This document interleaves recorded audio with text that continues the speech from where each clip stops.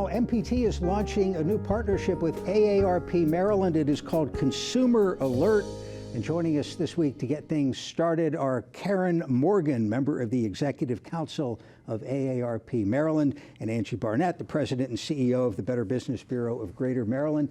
Great to have both of you with us in the studio here. Let's talk about this Protect Week campaign. Karen, what's it all about? Oh, well, it's a wonderful campaign. It's a campaign that's designed to shine a spotlight on elder financial abuse. And AARP Maryland is one of a number of partners that annually get together to provide free resources, information, a teletown hall, social media interviews with experts, all kinds of information so that people can protect themselves from this crime. Just anecdotally, how big a problem do you feel that this is, elder financial abuse? It's big, Jeff. It's so big. The Federal Trade Commission recently came out with their report on fraud reports. Maryland ranked 5th in terms of fraud, overall fraud, and 11th in terms of identity theft reports in the nation. So wow. Lots and lots of elder abuse. And unfortunately, Angie, older folks make good targets for the scammers. Absolutely. And we have seen a trend, though, with younger people being targeted, yes. And that's because of social media, the use of the internet, online shopping, but that still carries over to our seniors. So older adults, really what we are concerned with in our data that comes through, older adults are targeted equally, but older adults lose more. Right. They have more to lose exactly. In a lot of ways. Lifetime of savings. Absolutely. So they're also targeted for our larger scams like cybersecurity fraud, investment fraud. Those are big ones, and romance scams. Yes. That's the average loss reported to Better Business Bureau only, I can say, is around $30,000 that seniors will lose to romance scams. How does a romance scam work? Well, okay, now seniors want to be loved, be in love, have partners and stuff. They will use online dating apps, but they'll use Facebook. And I don't know about you guys, but I get hit with people saying, I want to be your friend, and they're total strangers.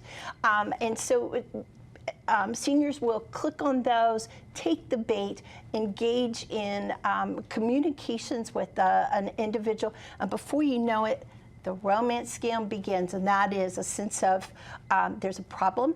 So I want to meet you. I haven't met you, but I'm overseas and I can't get an airline ticket. Send me money. Or my daughter needs an operation, and gee, I wish I could. Please, yes, exactly. Send me money. It's the long con. It's the classic long con that people used to talk about in the 1900s or the 1800s, just electronically, distributed. So at one point it was exchanging written letters back and forth. Yes. And now it happens faster, but as you say, it takes time to develop because you have to build a relationship.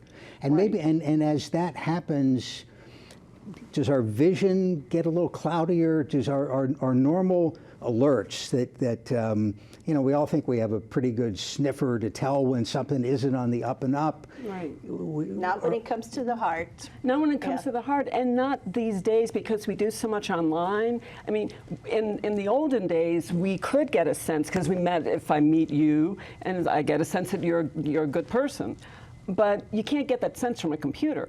So, so when people can be sort of deceived by what happens online, and especially if you feel isolated and somebody is sort of touching on that, and it's like, I'm lonely too, you're lonely? Oh, well, gee, maybe we should talk some more, maybe we should get together, maybe we can pool our resources, and before you know it, you're emotionally involved. What's your advice for older people who may be watching, also family members of older people, to be on the alert for the variety of ways the bad guys are trying to get your money? There's so many red flags, but if the person starts isolating themselves, they don't want to talk to you, say a family member comes in and they might ask a generic question about finances and the person gets very defensive, that's a red flag. If the person is making withdrawals and going to the bank, at for odd reasons at odd times, and that's unusual. That's definitely a red flag. And let's add to it, too, Karen, another big one is when we begin to see people going different places and our seniors are purchasing gift cards. Yes. Because gift cards are for gifts, but what happens, a good scammer will say, I'm going to stay on the phone with you, let's go to the local place, let's buy gift cards. They're usually something like an iTunes, an Apple card. There's something that a scammer can use to do a quick purchase and get items shipped to them just very quickly. And there's no bringing back the money. The one we hear about all the time, Angie, is the green dot card. Exactly. No disrespect to the green dot brand, but it's an example of something where there's no recourse, I don't think, once that money has been moved. Yeah. It's extremely difficult. Yeah, and seniors are really susceptible to scams in which they write a check, or they do wire transfers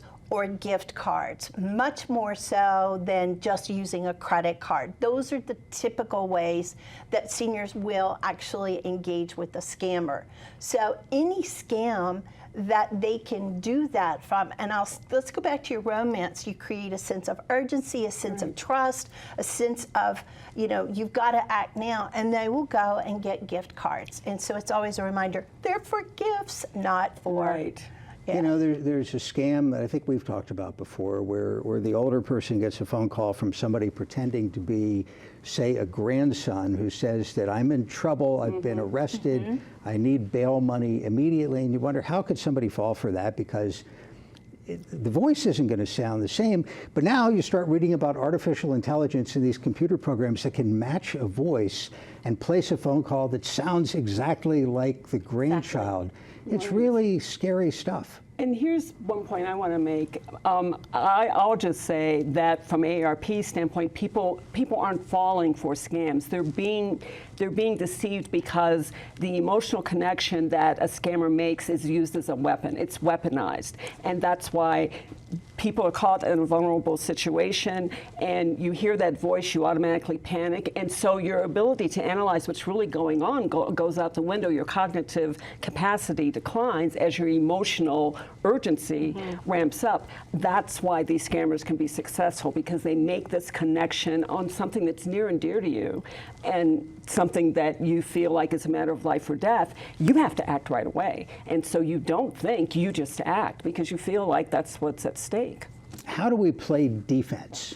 We're all getting a little bit older every day. I hate to tell you that. Yeah. Maybe me faster than you guys.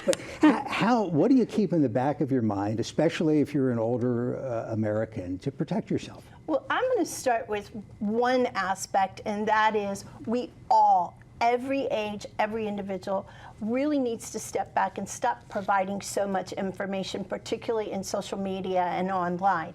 And by that, the reason that a grandmother, grandfather can be looped into this scam is because the voice AI picks up is a voice that a parent may have posted on Facebook, their child getting an award, a song they sang, but it's their voice that through AI you can capture. And you only need a few seconds to sample it, and it sounds just like them. We also are really guilty. We go online, we answered these quizzes a lot. Again, so many people will, but the quizzes are designed to give your mother's maiden name, your first car, your favorite pet, all the questions in security. So one red flag to all of us, not just seniors, we need to slow down on the information we share online. That really could make a big difference. But the other thing is to never act in a panic in spite of every fiber of your being telling you otherwise. When you get that email, text, or that call, you really have to stop. That's where things are different now. You have to stop and think and just ask somebody you trust. Just take a second to verify. Does this make sense to you? I had a family member do that with me. He was really excited about something that he thought great was going to happen to him, an offer that he got online. And we were all excited for him until I started thinking about it. I was like, wait a minute, some of this doesn't make sense. And then we later figured out it was a scam. But if it hadn't been for one person saying, let's hold off a minute, than that what could have happened. And then once somebody has fallen for it and say they've been taken for hundreds or thousands of dollars, they might hesitate to come forward out of a sense of embarrassment. And they should not be embarrassed. That's one thing at AARP Maryland and all of our partners, we want to keep hammering home, this isn't your fault. It's not your fault that you answered the phone or looked at a text. The fault is the criminals. The criminals are sociopaths without a conscience who use emotional manipulation to steal. That's how they steal. They don't use a gun, they use emotions. And certainly sometimes your financial institution may be able to help. Social services may be able to help, and relatives need to keep an eye out. More information on all of this at aarp.org/Maryland, aarp.org/Maryland. Karen and Angie, thank you very much. Thank you, Jeff. Great being here. Thank you.